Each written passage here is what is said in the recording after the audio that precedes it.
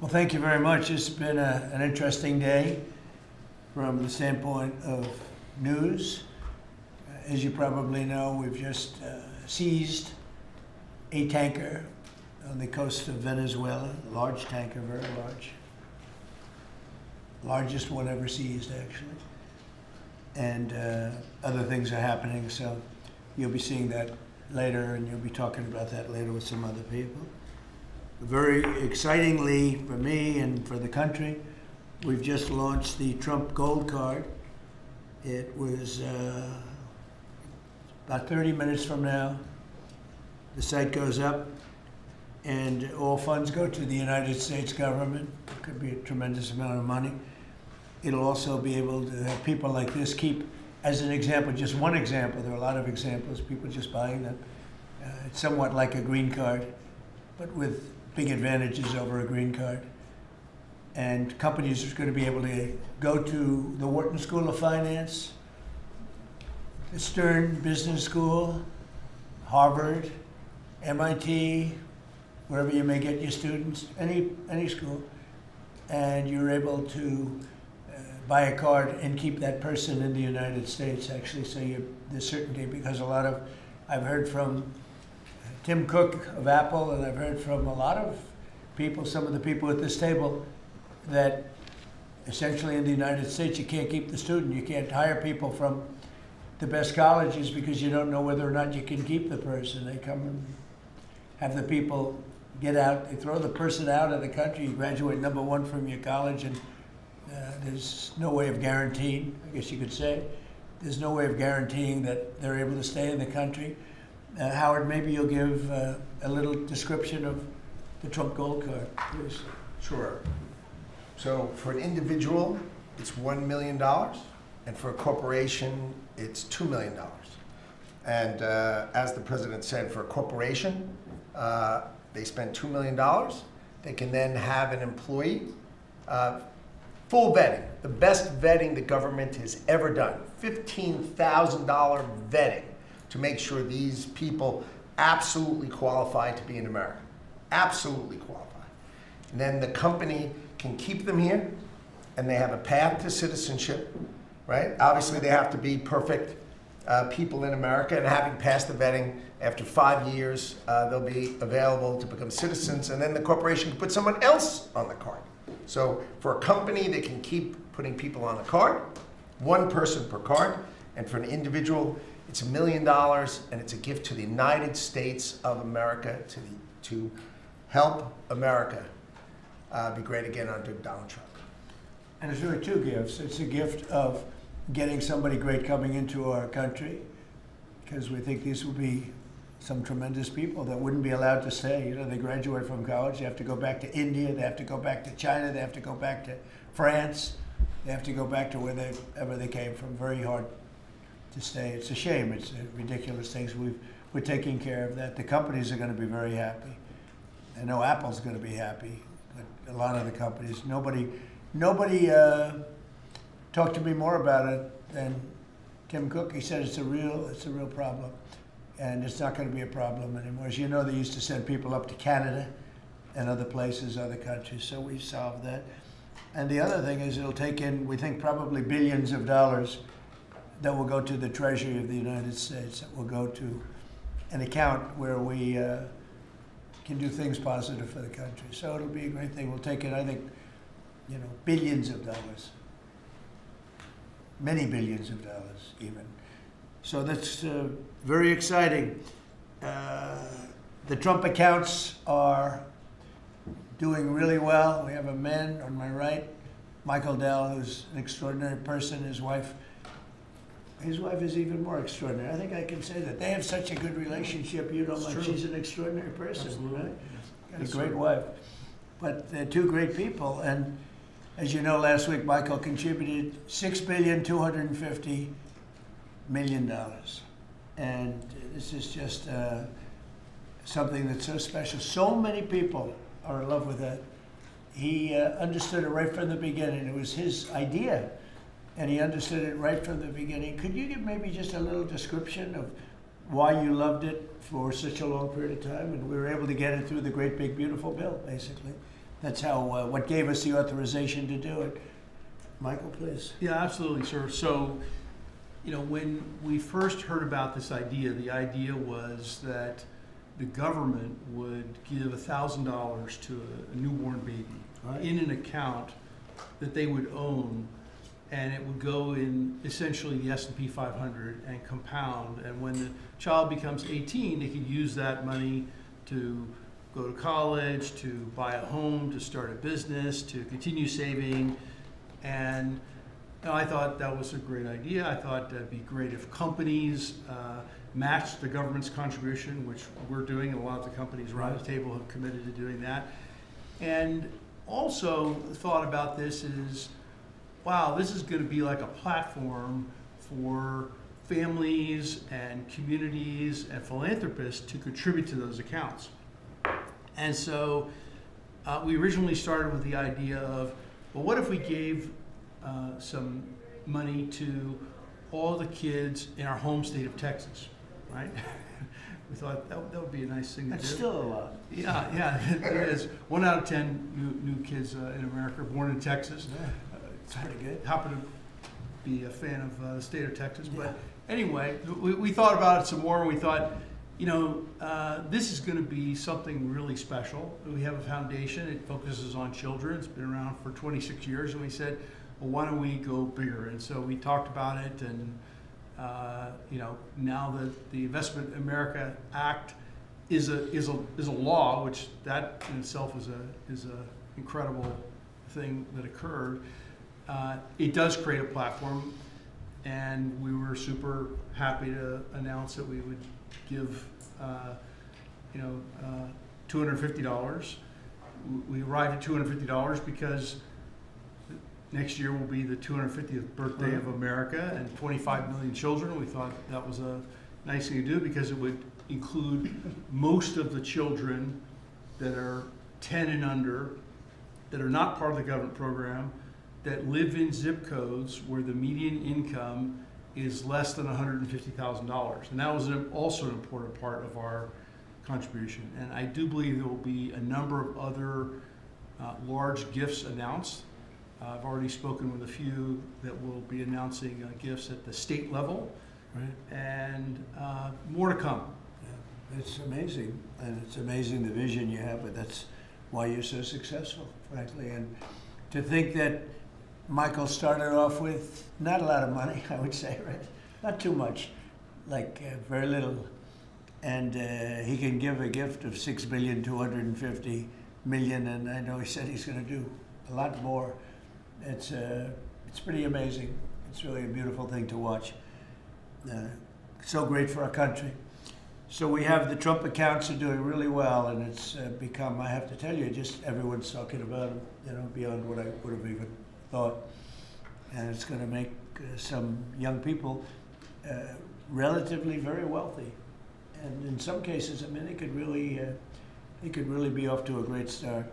So some people have had that advantage and some people haven't, but it's a wonderful thing. Thank you to you and your beautiful wife. Thank you sir. very much. So it's a pleasure to welcome so many brilliant minds and distinguished business leaders back to the White House. I love these brilliant minds, including Michael Dell of Dell Technologies, who makes a great product. And I want to thank him for what he's done, what we just discussed, the accounts. We also are grateful to be joined by Enrique Lores of HP. So thank you very much, Enrique. Great job you're doing. Antonio Neri of HP Enterprise. Thank you very much. What's the difference between HP and HP Enterprise? We focus on the cloud security, networking, and large systems. The cloud's good. People have done very well with the cloud. That's great. Arvind Krishna of IBM, who's actually become, I would say, a legend. The job he's done. He's taken the stock from a rather low price to a very nice price. I won't say high because I'm sure you're going to say it's going to go up a lot more, right? So I can't say a high price. But he took IBM into a new stratosphere that nobody, I think, saw. If you go back before, when he took over the company, nobody would have even imagined that you'd be able to do what you've done, so congratulations. You've become a good friend. Cristiano Amon of Qualcomm, and thank you very much. Congratulations on the success. Thank you. I know a lot about your company. You've done amazing. And Executive Director of the Technology CEO Council, Bruce Mailman. So, thank you very much. I think that these people know each other. We're going to be talking a little bit about technology today, and we'll take a few of your questions about technology. I'm sure you probably won't have too many of those questions. You'll be asking about some other things, right, Bruce? Our administration is committed to total dominance in technology. Right now, we're leading artificial intelligence by a lot. And I think, you look at what's going up, and we're writing rules, regulations. We want to keep it at the federal government level, so it's simple for the companies, very important, frankly. And I think we're pretty well committed. I spoke to some of the senators today, and I think we're committed to do that. We want to make it as simple as possible, as easy, because you're competing with some very big sources, and we want to stay number one by a lot. We're leading the world in building new data centers and new semiconductor and chip manufacturing facilities and new capacity for AI. And we're unleashing all of the forms, literally all forms of energy and natural gas and oil to clean, beautiful coal and safe, reliable nuclear power. And I'm giving them approval to, when they build these massive plants that cost $50 billion. It used to be that for $50 million you could build a nice little shopping center. But for $500 million, you could build one of the biggest, most beautiful centers. And now they're talking about $50 billion. So explain that one. These buildings are there's never been anything. There's never been anything like that. So you're all involved in that. It's pretty amazing. 1 year ago, our country was considered dead by many leaders throughout the world.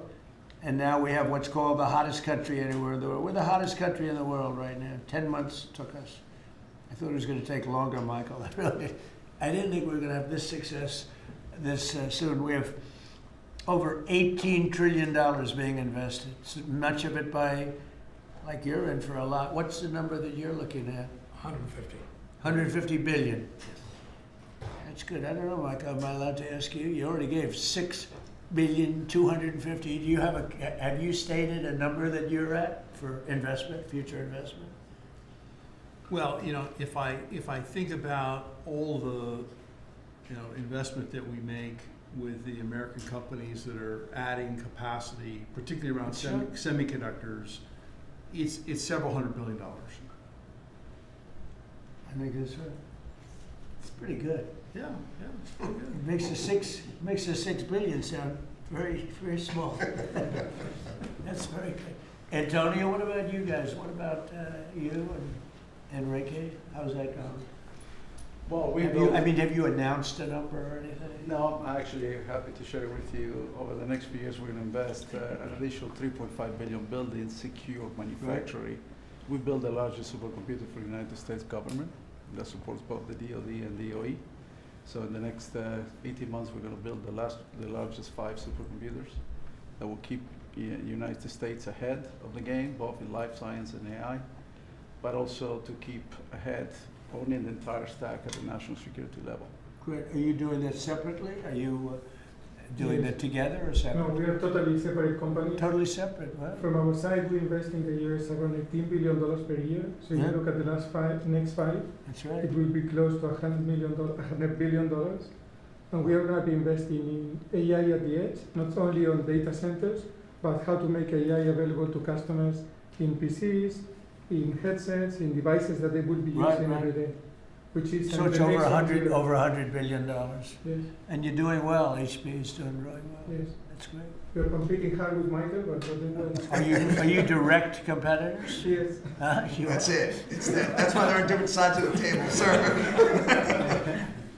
The old days would say, why don't you make a deal? I guess now it's not so easy to make a deal. We can have an arm wrestling match now. Yeah, instead of- And Cristiano, you've been amazing, right? Your company with the investments. How are you doing with We're investments? doing great. I think, Mr. President, you have a great decision. I think when you drove our company to continue to be innovating, and I think we're doing very good. We've been, in addition of doing phones, I think we're now, our chips are going to every car company in the world, all the car companies. We're entering into the robotics. There's a lot of growth in robotics and the data center. New smart glasses going to be the future mobile devices.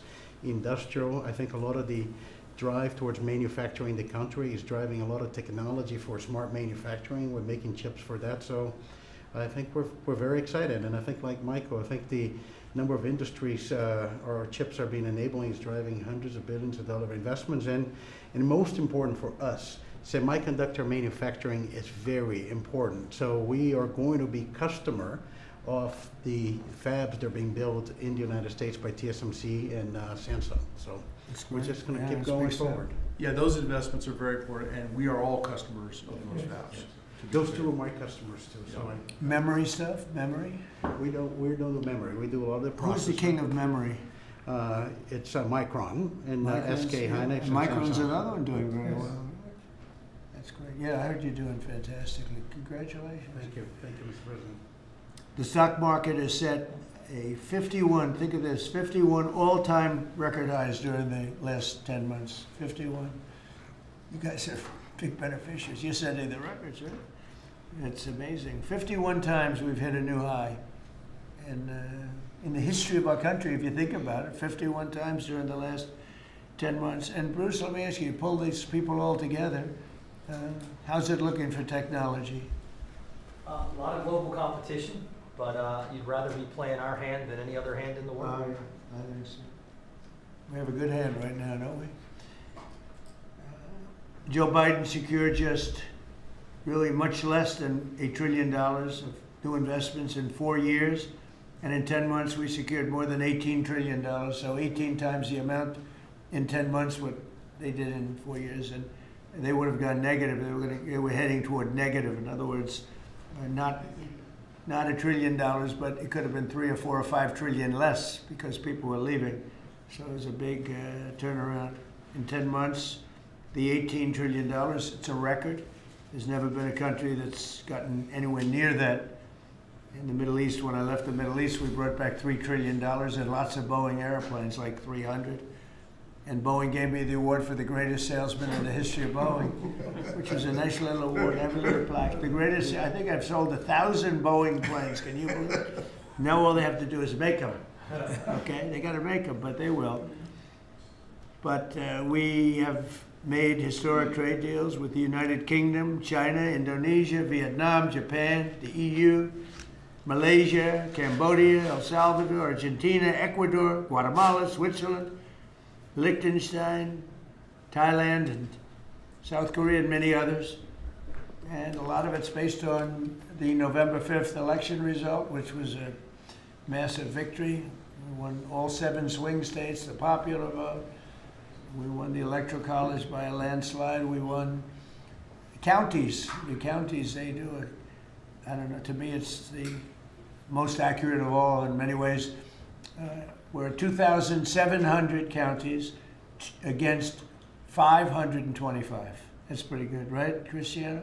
Pretty good. 2,700 against 525. 525.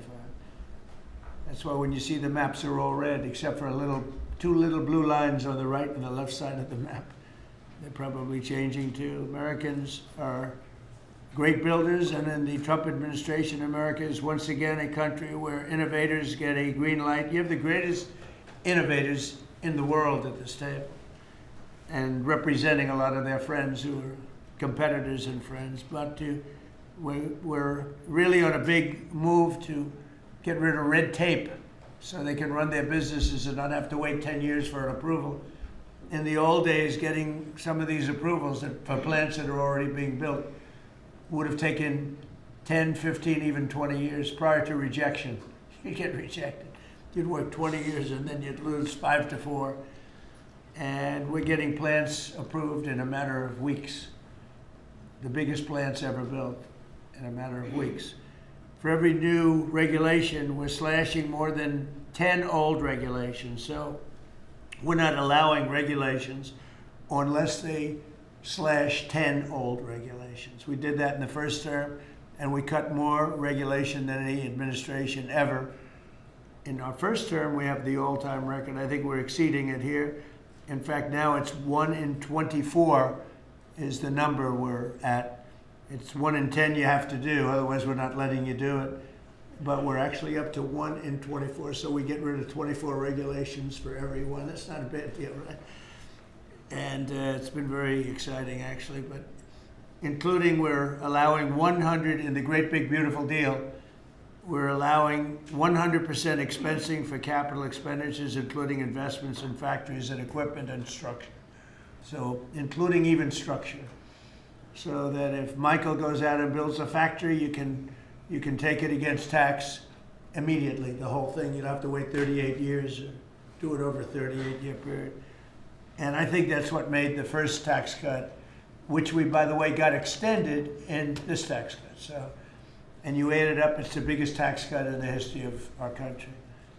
But I think that the expensing factor, and it's good for 10 years too, I think that's the, maybe was the reason that so much growth was, there were other reasons, but so much growth was gotten in the first term.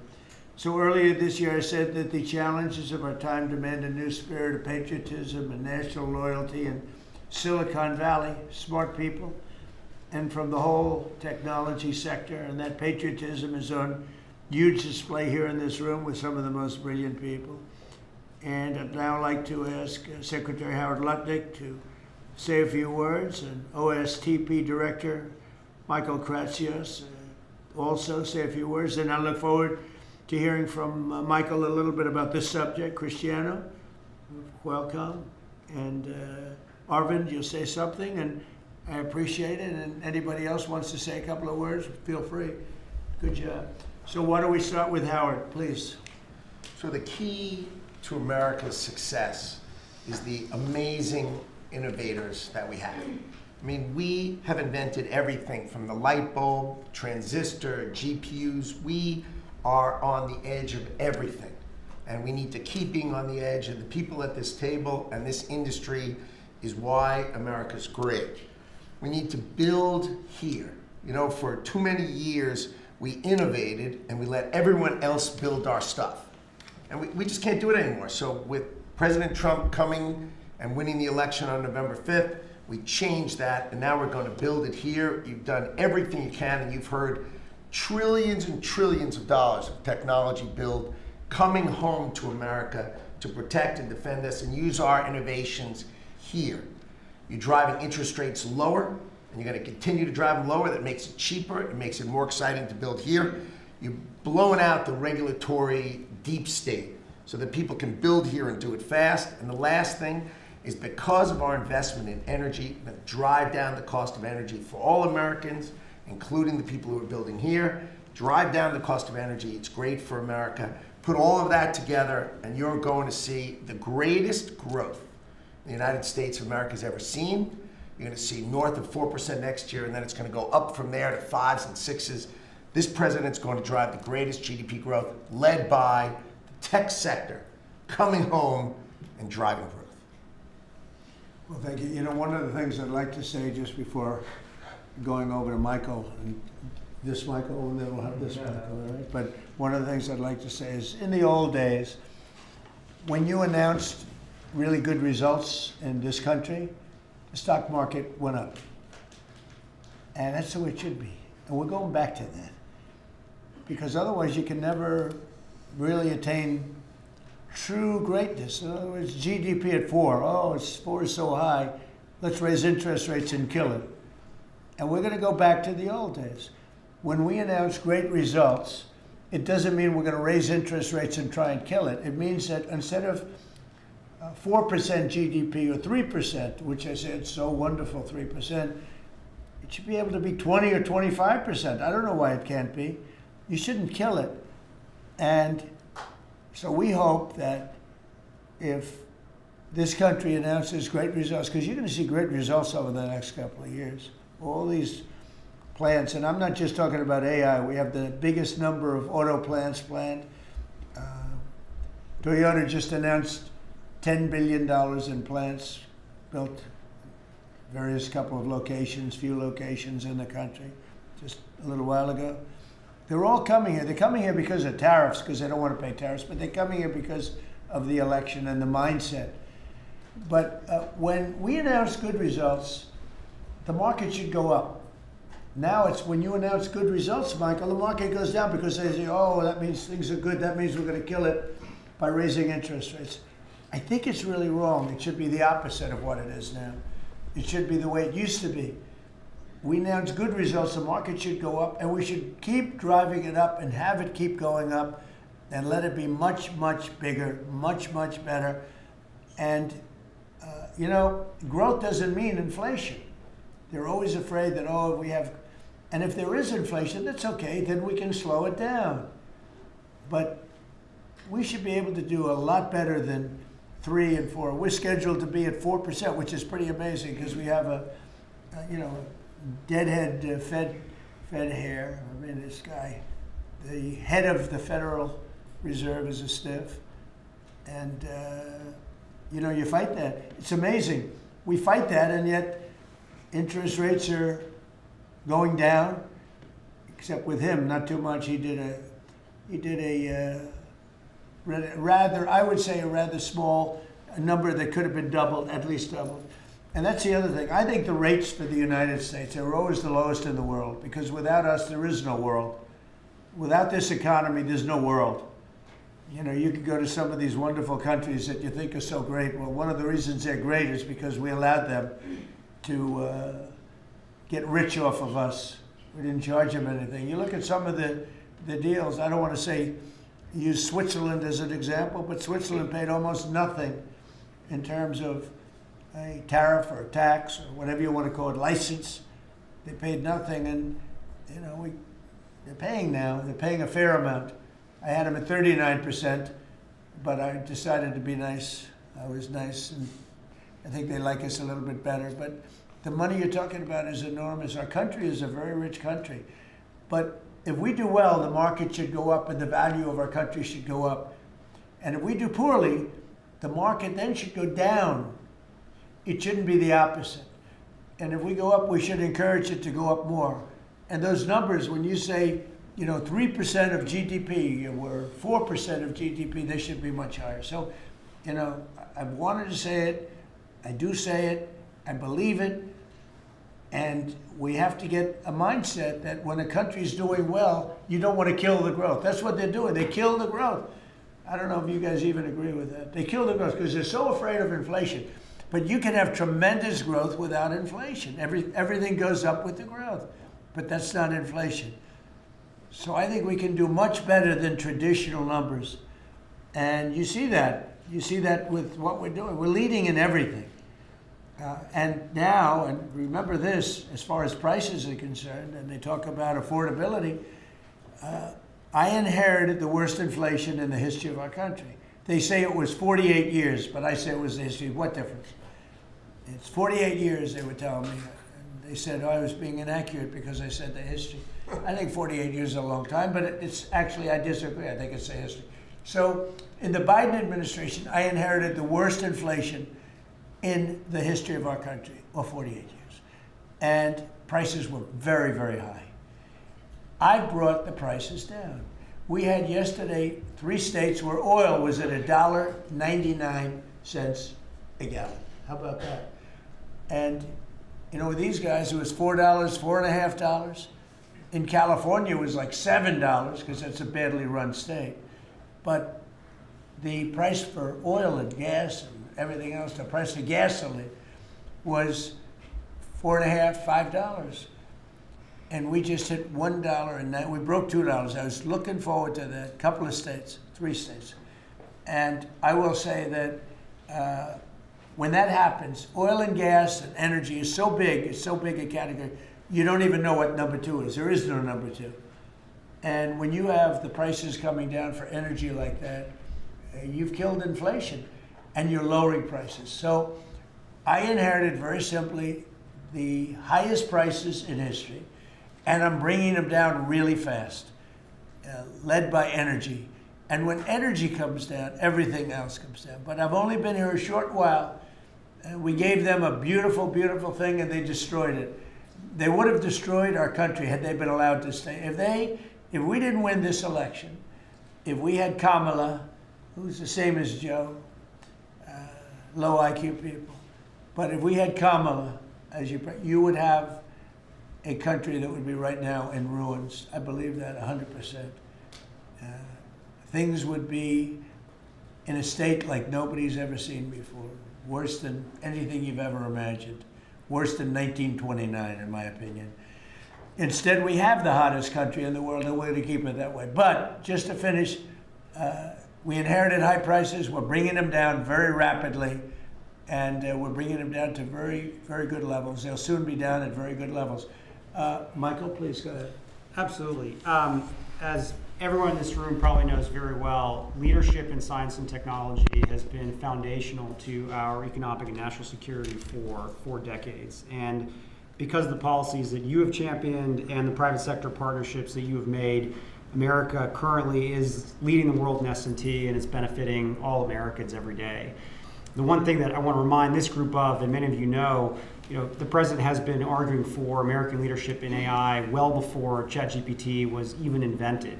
The president signed an executive order on artificial intelligence leadership in 2019, which set the stage for the revolution that we're seeing today.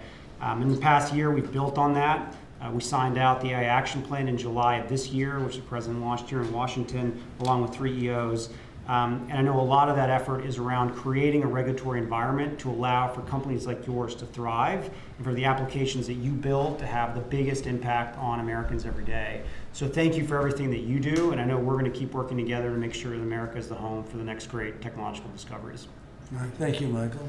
And Michael? Thank you, sir.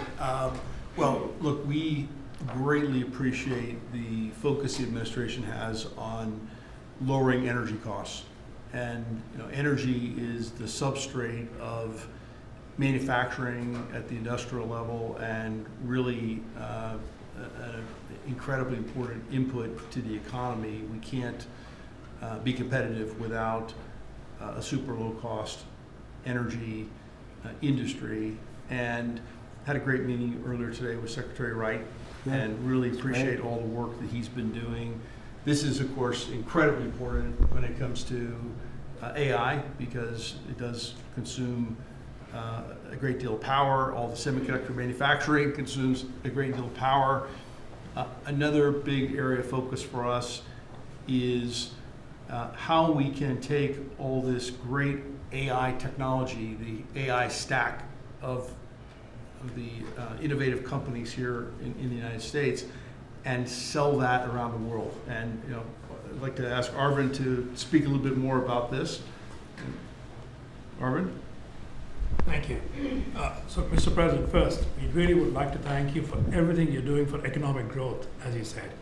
I completely agree with you. Economic growth then drives a lot of other benefits to everything else. We also want to thank you for all the work you're doing on deregulation and making things easier for business to participate in that growth. Michael spoke of the AI stack.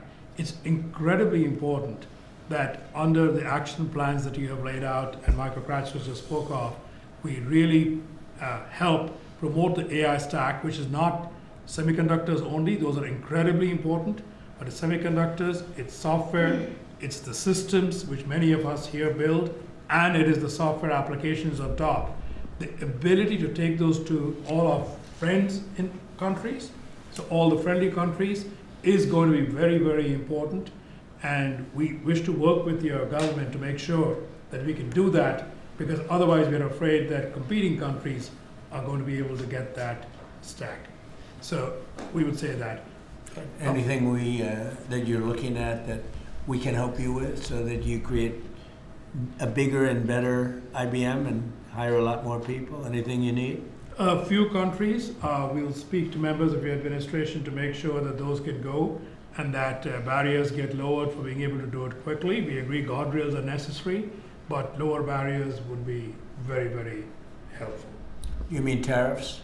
No, Because are these are they tariffing you any, making your life difficult? Are they doing anything else to make your life difficult? It's the ability to take certain systems which have semiconductors inside them into these countries. So right now, because we have controls on where all the semiconductors can go, then the entire system is restricted.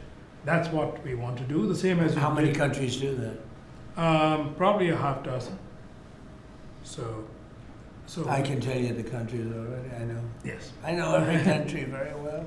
and We have ways of combating that quickly, so you'll let me know. And the last part I'd like to say is I'd also like to thank you for all that you're doing to help modernize government itself, because we think that that's incredibly important. You know, you made a number of announcements, but a couple that I'd just like to point out, we worked with Commissioner Frank Bisignano to help make Social Security better. So I would like to thank you for your help on that. Good. And we'll work with him on making IRS. He's done a fantastic job. He is. Frank's great. He's done a great job, Frank. He's had a great career, actually left a tremendous career where his salary, I think, was 100 times greater than it is now. And he was at JP Morgan Chase, and he's doing a fantastic, he did a great job at Social Security, quickly. And we hope to help him replicate that now at the IRS also. Very good. Thank you very much. Good job. Cristiano, please. Yes, just a few points. I think, first of all, Mr. President, thank you for your vision. Thank you for understanding the importance of the American private sector in industry, I think, and the growth of the economy. I want to just build on some of the things that were said by my colleagues. I think we have built probably one of the most advanced technologies in the world, and part of it is because I think the commitment to innovation that we have in the country, but also the fact that it has been American technology for the world. So I think we have an incredible opportunity. When I think about what Michael said about exporting AI, I had a conversation with Secretary Howard. Now that the trade deal's been made, is an opportunity to really build on those trade deals and export, I think, American technology. And also, as we think about the technology, it's an important vector to drive the reindustrialization, I think, of the country with technology. So we're incredibly excited about that. I think it's a big opportunity. I think it's the next wave of growth that we can build on those trade agreements. And I think it resonates what also Arvind said about the importance of the American technology stack. And then we're just going to finish with 2 points. There are 2 exciting things happening in the world of technology coming right now. One is as AI become the new form of computing, AI is going not only to the data center, but to everything, to cars, to PCs. And we see now the ability to run models that you can only run AI in the data center. You can run that on a microcomputer, on a computer for Enrique, on a server, with small server on premise. So I think we're going to see the proliferation of AI. The other one is 6G. We had made a commitment working with your administration, working with FCC. We're going to accelerate 6G. We're working to have a launch first in the world in the LA Olympics. And I think that's another opportunity for America to lead in the next wireless evolution. So thank you. Thank you for the opportunity. Thank you for the partnership. And we're going to be hard at work, I think, driving that agenda. So we're into 6G now. I just finished 5G. I was a leader on 5G, getting that done. And now they're up to 6. Let's do it again. What does that do? Give you a little bit deeper view into somebody's skin? See how perfect it is? I like the cameras the old days. Sort of just had a nice feature. Now they cover every little. Let's see, Michael. Well, you're in good shape. You're not gonna. But I tell you, it's the 6 is coming, huh? It's coming. Does it ever end? And what happens? You'll be into 7, right? Before 6 gets old, you'll be into 7. Anybody have anything else to say? Anybody? I think that the other thing is we want to thank you as well for the openness of your organization and your team. We always find people that wants to hear what we need and is willing to design programs that will support us. So thank you for. Well, we're here to serve you. We want you to just dominate the whole world in terms of what you do. It's a very important world, and you're doing that. And we're making it easy for you, and that means you're going to do it faster. It's more jobs, and a lot of good things happen. Right? Go ahead, please. Mr. President, you may not recall, but in your first term, you actually sponsored the Department of Energy to build the largest systems ever built. And thanks to your sponsorship, the Department of Energy owns the 3 top supercomputers in the world. Yep. And we build them with them. And these are systems that can do quintillion operations per second. And that means we can solve I know, I a lot remember. of, We made that possible. a lot of It's worked out very well. Good. solve problems. So now we're going to build the next generation again. Good. Sounds good to me. Any questions, please? Mr. President, thank you. Can you explain a little more about this Venezuelan oil tanker and share a little more information? Well, I'll let the people do it, but you see the result, and I guess they probably have released the pictures by now or pretty soon. You'll discuss that with the appropriate people later on, but no, it was seized for a very good reason. Mr. President, Cuba. Sir, there's a new proposal from DHS that would see tourists from a lot of countries have to hand over 5 years of social media history to get a tourist visa. Are you concerned at all that if that's implemented, there would be a decline in tourism next year? And what sort of material do you think is... We're doing so well. We just want people to come over here and safe. We want safety, we want security, we want to make sure we're not letting the wrong people come into our country. We're getting rid of a lot of bad ones from jails, from mental institutions, drug dealers. And we're getting a lot of bad people, murderers. 11,888 murderers, half of them, almost exactly half of them, committed more than one murder. We're getting rid of them. In some cases, we don't even want to get them out. We put them in jail because we're afraid they're going to come back into our country. We're not going to let them back in. So we've taken a very tough stand. And you see where we've been. Like Washington, D.C. now, people walk down the streets, they go into restaurants at night. It's beautiful. It's like this beautiful thing to see because till I got here, this was a very, very bad place. We had a terrible thing happen 2 weeks ago with terrorism with regard to 2 National Guards people that are so phenomenal. One is no longer with us, and one, amazingly, we weren't looking with great hope on that, that Andrew. And today he got out of bed, actually, stood up, didn't say anything. It's a little early, but the chances of Andrew, other than his mother, who said, nope, he's going to be okay. His mother was the most positive person. And could be that she'll be right. It's pretty amazing. Made progress. It was, both of them were so badly hurt, we never thought that one could survive. So it looks like Andrew's doing pretty well. Mr. President, The winner of the Nobel Prize dedicated the prize to you, the Nobel Peace Prize, and she led Venezuela at a great risk to make it to the ceremony. There is a risk she could be arrested, actually. What would happen if she's arrested? What message do you send, or would you send to Nicolas Maduro? Well, arrested by who? The Nobel Prize Committee? That's probably the ones that would arrest. I don't know anything about it. She was very gracious. She said I should have gotten the Nobel Prize, and I don't, I'm doing this to save lives. I'm not doing it for any other reason. But no, I don't like if she would be arrested. No, I wouldn't be happy with that. Mr. President, oil tanker. Senate Republicans currently have a healthcare proposal that would take away, let those ACA subsidies expire, and then put about $1,000 in people's HSAs. Do you think that is enough money, and how do you ensure that people who will see those tax subsidies expire won't see their healthcare costs skyrocket? Well, the Unaffordable Care Act, which is Obamacare, they call it now the unaffordable because it's unaffordable. It used to be called the affordable, but it was never affordable. It was always bad. It was basically designed for the benefit of insurance companies. And what we're doing is we want all of the billions and billions of dollars that went to insurance companies to go directly to the people, and they can buy their own health care. And people love it. I don't know if the Democrats are going to approve it because they want the insurance companies to make money. It was a scam. Obamacare was a scam.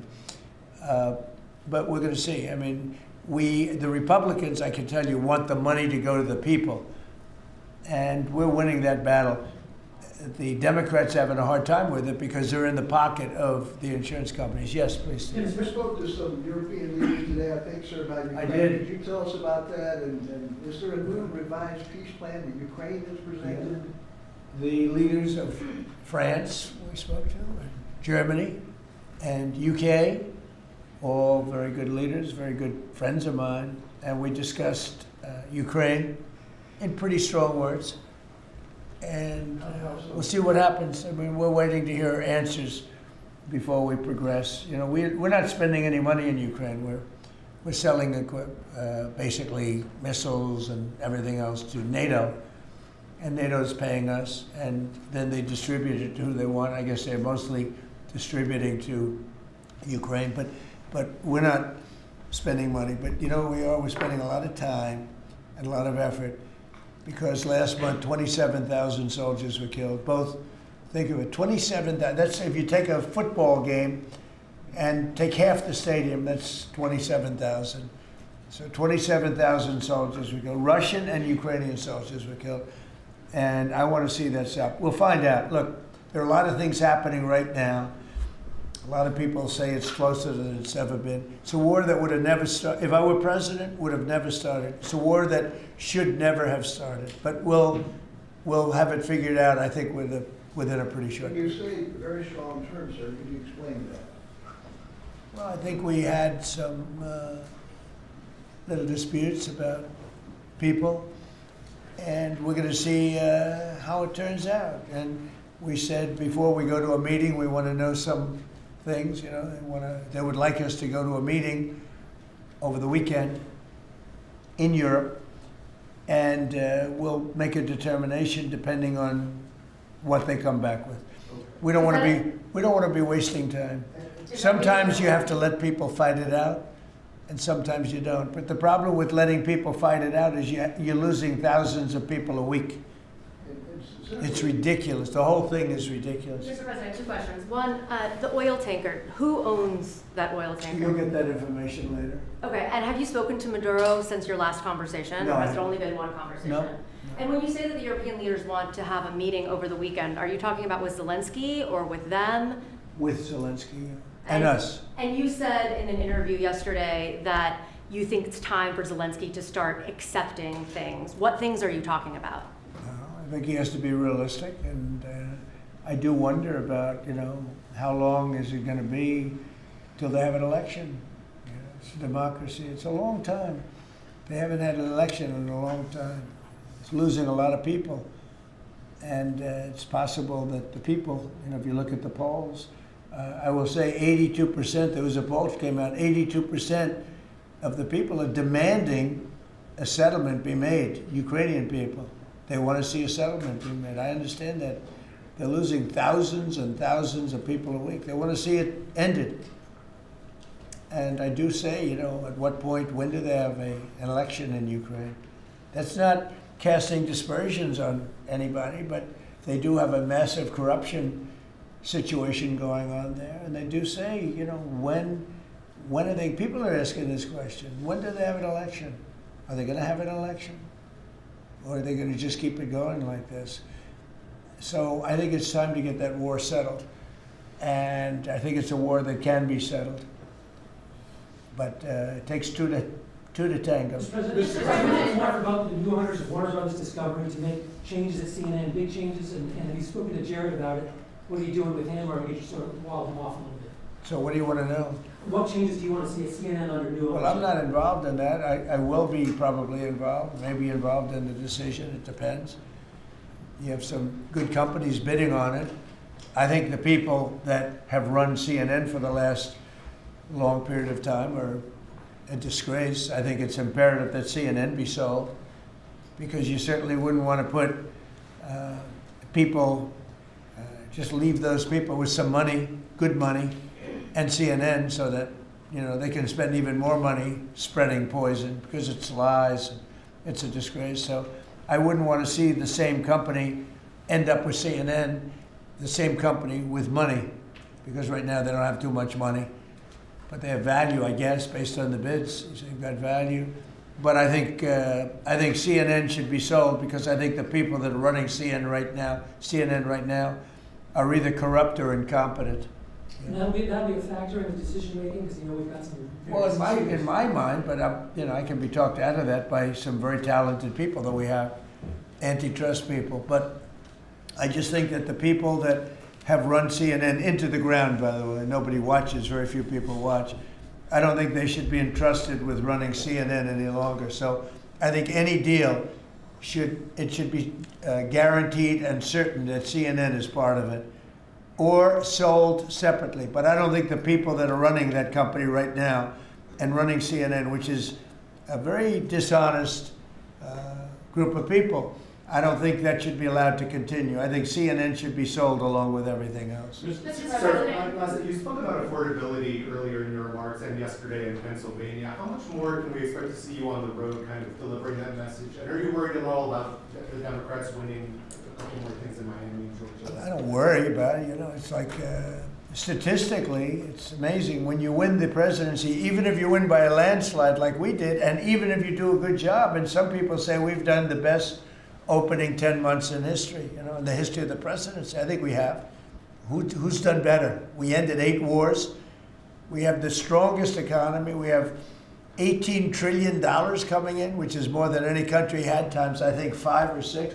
18 trillion is a lot even in your standard, right? Yes, sir. Even for that guy, 18 trillion is big numbers. But we have $18 trillion coming in. Pretty amazing, right? I think Qualcomm would be very impressed if they had even a little piece of that.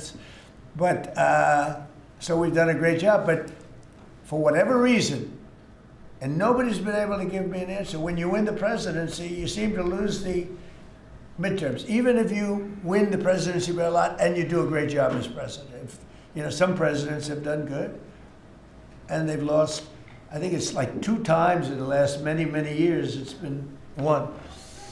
I don't know why. It doesn't make sense. Usually I can figure things out, but I don't know why, but that seems to be. But other than that, we should win because we're doing great. The economy is roaring. I think the economy is only going to go, better with all this money pouring in. We have factories being built, and forget about AI. We have AI more than anybody. We're leading AI by a lot. But we have many car companies coming in from Canada, from Mexico. They're coming in from Mexico. They're coming in from Canada, from Japan, from Europe, all over Europe, Germany, all over Europe. We're doing great. But for whatever reason, it doesn't matter how well they're doing, good and bad. The bad you understand, but even when a president is doing well, they seem to not do well in the midterms. So we're going to try and change it. There should be no reason for it. If anybody at the table can figure out, Bruce, a nice psychological reason, but so I want to win, and winning the midterms is important. People want us to win the midterms, and I think we have great spirit. We should win the midterms, yeah. Under Joe Biden's administration, during COVID specifically, Biden removed the safety standards on abortion drugs. Now I'm hearing from a lot of pro-lifers that they're very anxious because yesterday Bloomberg reported that your FDA is slow walking a review of the abortion drugs that Secretary Kennedy promised. Yeah, How I don't soon know. do you want to see that? I'll find out. I'll ask them. Do you want to see it? I don't think they're slow walking anything, but I'll find out. Yeah. Mr. President, Any update on the clashes between Thailand and Cambodia, sir? Yeah, I think I'll have to make a phone call. I was going to say that the Thailand and Cambodia, one of the 8 that I settled, they've been fighting for a long time. They've been fighting for a very long time, many, many, many decades. But I got along great with both. I found they were 2 great leaders, 2 great people, and I settled it once. I think I can do it pretty quickly. I think we're scheduling a phone call tomorrow. Mr. President. With Thailand. On the Fed chair. With Thailand, if you just to answer, Steve, with Thailand and Cambodia, I think I can get them to stop fighting. Who else can do that? Think of it. Settled 8 wars. Every once in a while, one will flame up again, and I have to put out that little flame. I have to put it out, but we're going to put it out again. So I think I'm scheduled to speak to them tomorrow and see if I can.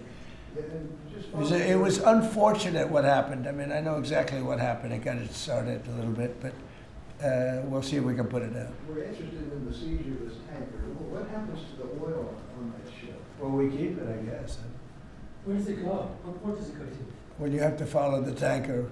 You're a good newsman. Just follow the tanker. Do you know where it was going? Was it going Follow to it. China? Get a helicopter and follow the tanker. Is it true it's going to But we're Cuba? I assume we're gonna keep the oil. Mr. President, on Fed Chair, Kevin Haskett said you were going to announce your decision within the next 2 weeks. Is that correct? Maybe. Are you doing your interviews with finalists today? Well, I'm meeting with Kevin Warsh today, so I'm meeting with him, and I sort of have a very good idea what I'm looking for. Again, I'm looking for somebody that will be honest with interest rates. That's all. I just want honesty. Our rate should be much lower. Our rate should be the lowest rates in the world. Because all these countries that you see, you know, with low rates, many of them are low because of us, because they suck so much money out of us. But that's not happening anymore. We should have the lowest rates in the world. And without us, none of them really exist as an economy. I mean, I can show you these really prime, really wonderful countries. They've had nothing but success. It's because they took so much out of the United States. I mean, it's one of those little problems. I want to see that when we do well, we're rewarded for doing well, not the way it's been for the last pretty long period of time. Are you asking for finalists to pledge to lower rates? Are you asking these finalists to pledge to lower rates if they become the chair? No, I'll be asking questions and I'll be able to figure it out. Mr. President, we have 3 countries sending drugs to the U.S., Mexico, Venezuela, and Colombia. And you talked to the president of Mexico, you already talked to Nicolas Maduro. Have you considered talking to the president of Colombia, whom you call a drug dealer? No, I haven't really thought too much about him. He's been fairly hostile to the United States, and I haven't given him a lot of thought. He's going to have himself some big problems if he doesn't wise up. Colombia is producing a lot of drugs. They have cocaine factories that they make cocaine, as you know, and they sell it right into the United States. So he better wise up, or he'll be next. He'll be next too. And I hope he's listening. He's going to be next. Yes. Mr. President. Because we don't like people when they kill people. And they sell drugs, they kill them in the United States. And Colombia is a major manufacturer of drugs, meaning cocaine in particular, as you know. Thank you, Mr. President. Thank you. Multiple House Republicans in recent weeks, days, have been critical of Speaker Mike Johnson. I wanted to ask you if you're still confident in the Speaker to keep his conference together ahead of the midterms, and how often are you speaking about him? I think Mike Johnson is great. You know, he's had a majority of 2, 3, 4, then back to 2. We actually had 1. So we were 1 heart attack away from disaster. So everybody prayed for everybody's health. I think Mike Johnson's been a fantastic speaker. I mean, a very hard job because, you know, when you have a small majority, and we got the biggest bill in the history of our country approved, the Great Big Beautiful Bill. I call it the Great Big Beautiful Bill. There are different names for it, but to me it's a Great Big Beautiful Bill because it gives the biggest tax cuts in history, the biggest regulation cuts in history. No tax on tips, no tax on Social Security, no tax on overtime. I think Mike Johnson's been a great speaker. I think few people could have done that job.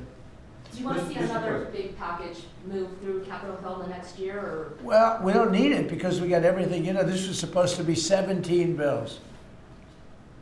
I think it was my idea, but, you know, with the concurrence of people that have done this a long time. And I said, why don't we make it 1 bill? Because it's very hard to get things approved by the Democrats. And it worked out because there was something good for everybody. If we would have done 17 bills, we wouldn't have gotten 1/3 of them approved. It was something great for everybody in the one, you know, the Great Big Beautiful Bill.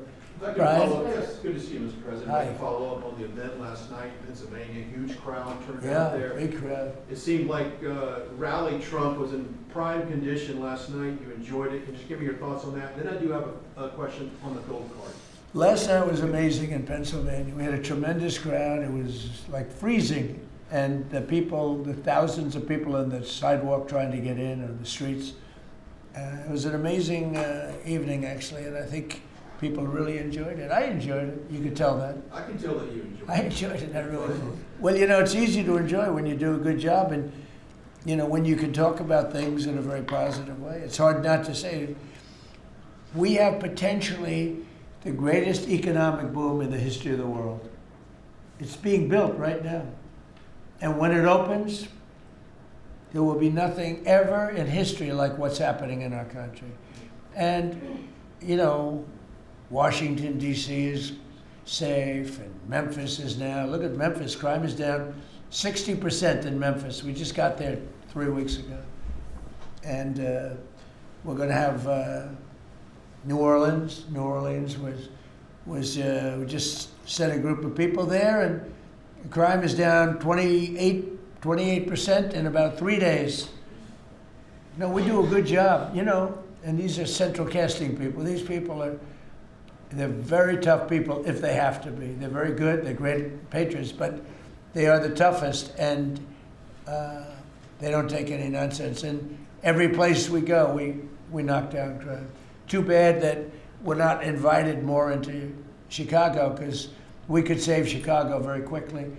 But even that, we're doing it on a minimal basis until, at some point we'll just go in and do what we have to do if the governor doesn't wise up. They got a bad governor, they have a bad mayor. I would say they're both incompetent, but it's hard to believe that people don't want to stop crime. We could stop the crime in Chicago in about 2 weeks. Go ahead. My question is on the gold card. And I apologize if I missed the answer to this. Is there a limit to how many gold cards these companies can buy? Howard? So the program is part of the already approved visas. So we're just going to have great people come into this country. The average green card holder earned less than the average American. So they were more likely to be on the dole and be on our assistance programs than average Americans. And the idea is from President Trump, he wants to raise it, bring in the best people into America. So same visas, but now just full of the best people. Basically, it's a green card, but much better, much more powerful, a much stronger path. And a path is a big deal. Have to be great people, but much stronger path. And it also, in addition to that, helps companies, because not only for companies, but if IBM gets somebody #1 in his class at the Wharton School of Finance, and you're dying to get the person, but you can't guarantee the person stays in the country, because oftentimes they'll say, I'm sorry, sir, you got to get out of here, you have 24 hours, right? And you say, where's my employee? Now IBM can buy a card, and that employee can be there for essentially a very long period of time. Mr. President, could you tell Bruce? It's so needed for the companies. It's needed for others, but really it's basically a much better form of a green card. And you can't get green cards. They are impossible to get. This is much better than a green card. Yeah. Yes, so did you tell Bruce Blinken not to run for governor, or that she should think about not running for governor? I haven't spoken to, first of all, he's a friend, she's a friend. These are two great people running. In a way, I hate to see them running against each other. I hope they're not going to be damaging each other. But Elisa's fantastic, and Bruce they're two fantastic people. And I always hate it when two very good friends of mine are running. And I hope there's not a lot of damage done. Sometimes it works the other way. The victor ends up being much stronger because of it. A lot of times that happens in politics. You think you'll step in a couple months and actually see who performs better? Well, I think in New York we have a convention toward the end of February, and I think you'll know pretty much at the end of February what's going to happen. And I'll probably have to, do what I want to do. But I hope that he's running now, as you know, and she's running. We have two very talented people. Either one should win against the Democrats. Mr. President, the President legacy story lately focuses on one of your cabinet members predicting that you're going to fire this one or you're going to get rid of that one. Of all your cabinet members, who would you perceive as the most under attack? Well, I think my cabinet's fantastic. I read these same stories that I'm unhappy with this one or that one, and I'm not. I think the cabinet's done a great job. I read a story that I was unhappy with Pete because he was attacking drug dealers. I said, that's not exactly right. I would say very much the opposite. Pete Hegseth has been phenomenal. I read a story recently, I'm unhappy with Christie. I'm so happy with it. I mean, we have a closed border. We have a border that's the best border in the history of our country. Why would I be unhappy? She's fantastic, actually. We have a fantastic cabinet. Really fantastic cabinet. I mean, Lutnick I'll have to think about. No, Can't have everything. Can't have everything. He's doing great.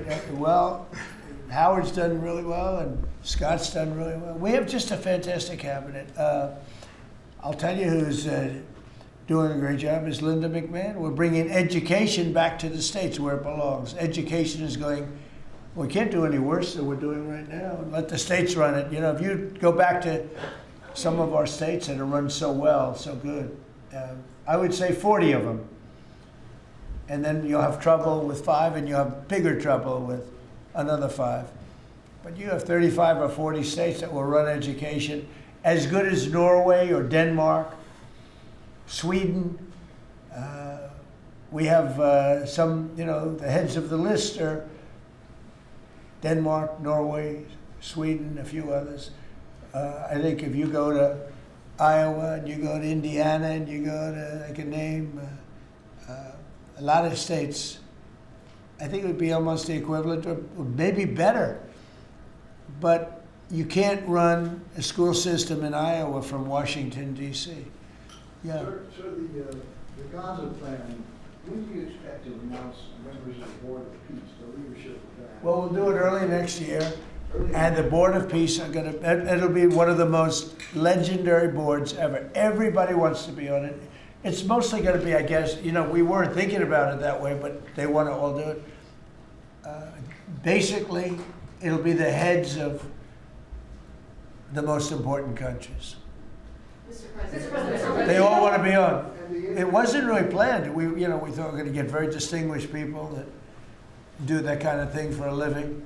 But really, it looks like it's turning out to be, they want to be on. The heads, the kings and the presidents, prime ministers, they all want to be on the Board of Peace. Mr. President, as a follow-up to last night's rally, can you clarify, you have called the affordability crisis as a Democratic hoax, but you also want to make America affordable again? No, the word that they use is a hoax, and because they're the ones that caused the problem. I'm talking about when you're trying to say it a different way. Now, it's pretty simple, though, if you listen. It's a hoax where they created the problem. They're the ones that gave the high prices. So when they use the word affordability, they shouldn't be using that word because they're the ones that created this problem. They created the highest inflation in history, and they created the highest prices in history. And now we have to get those things down. But when they look and they say affordability. They never discuss it. They just say the election's about affordability. Well, it may very well be. I think it's also about still the border. You have to remember the job. The sad thing is, for 7 months, we've had no people come through our border. Nobody can even believe it. 0 people. And the people that do that are largely Democrats, which the people that do the stats. We've had no people come in, other than coming in legally. But if you take a look, and nobody wants to talk about that. In fact, last night I said, let me talk about the border. My own people told me, sir, nobody cares about the border anymore. You've fixed the problem. I said, do I get a little credit for fixing a disaster where millions of people a month would flow into our country, and from prisons and from gangs and from drug dealers and mental institutions? They say, sir, you fixed the border. Nobody cares. I say, but I care. It's sad when you fix something and then you can't even use it. You can't talk about it. My own people don't want to talk about it anymore. But very simply, the Democrats created the worst crisis of inflation that this country's ever had. And with that came the highest prices that we've ever had. And I'm fixing it. Mr. President, has Secretary Hegseth told you why he hasn't released the video of the second strike? No, he hasn't told me. I thought that issue was dead. You're surprised you bring it up. You must be CNN. Lawmakers are still Are you talking about it CNN? on the Hill. Are you CNN? I am with CNN. Oh, gee, I'm shocked to find out. But lawmakers are still talking about it on the Hill. Well, I'll tell you, I don't know about lawmakers. Which lawmakers are you talking about? Most of the Democrats have been talking about Democrats? trying to release it. I mean, the people that you work for, the Democrats? You know you work for the Democrats, don't you? You're basically an arm of the Democrat Party. Thank you very much, everybody. I appreciate it. Thank you. Thank you very much. Thank you guys. What, you want to talk?